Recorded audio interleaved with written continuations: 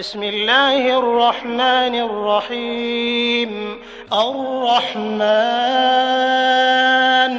علم القرآن خلق الإنسان علمه البيان الشمس والقمر بحسبان والنجم والشجر يسجدان والسماء رفعها ووضع الميزان ألا تطغوا في الميزان وأقيموا الوزن بالقسط ولا تخسروا الميزان والأرض وضعها للأنام فيها فاكهة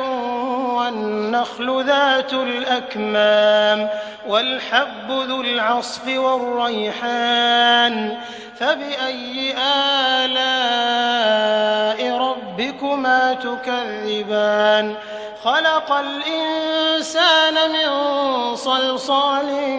كالفخار وخلق الجان من مارج من نار فبأي آلاء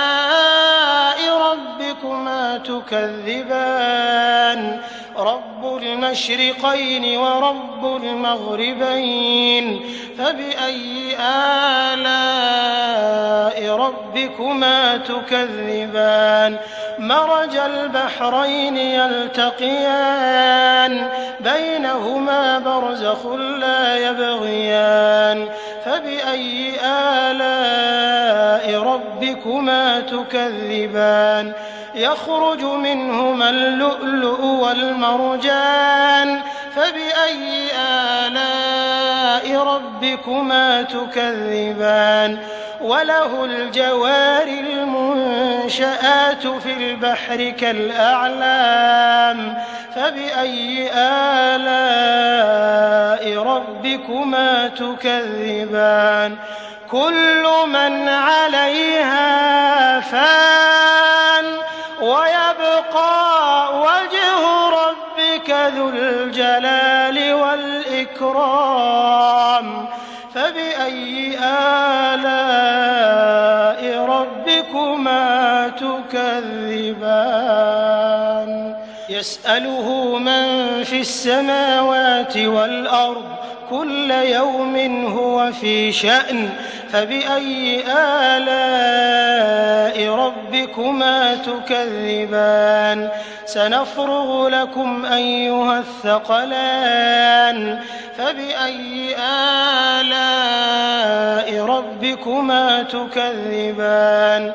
يا معشر الجن والإنس إن استطعتم أن تنفذوا من أقطار السماوات والأرض فانفذوا لا تنفذون إلا بسلطان فبأي آلاء ربكما تكذبان يرسل عليكما شواظ من نار ونحاس فلا تنتصران فبأي آلاء ربكما تكذبان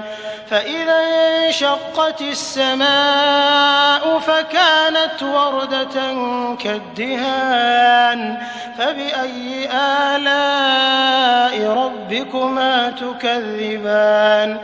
فيومئذ لا يسأل عن ذنبه إنس ولا جان فبأي آلاء ربكما تكذبان يعرف المجرمون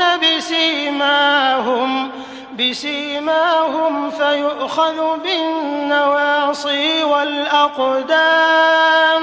فبأي آلاء ربكما تكذبان هذه جهنم التي يكذب بها المجرمون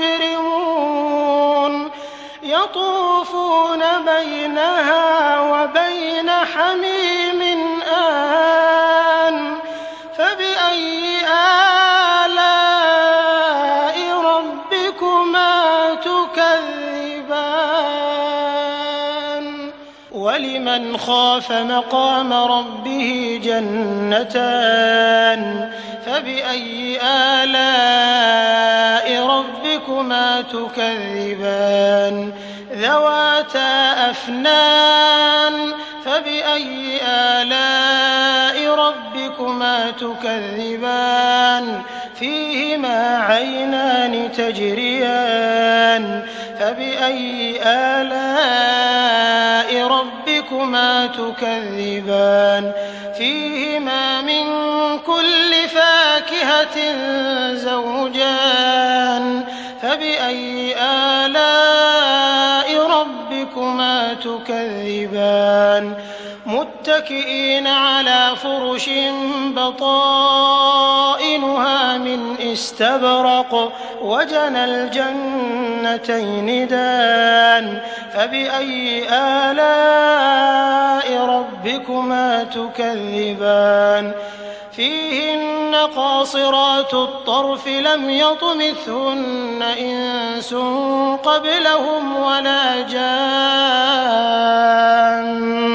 فبأي آلاء ربكما تكذبان كأنهن الياقوت والمرجان فبأي آلاء ربكما تكذبان هل جزاء الإحسان إلا الإحسان فبأي آلاء ربكما تكذبان ومن دونهما جنتان فبأي آلاء ربكما تكذبان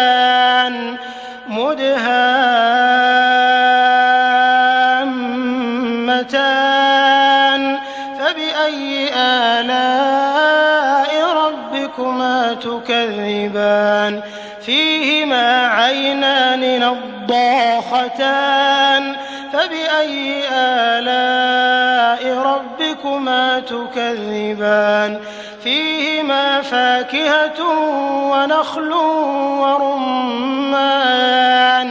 فبأي آلاء ربكما تكذبان فيهن خيرات حسان فبأي آلاء ربكما تكذبان حور مقصورات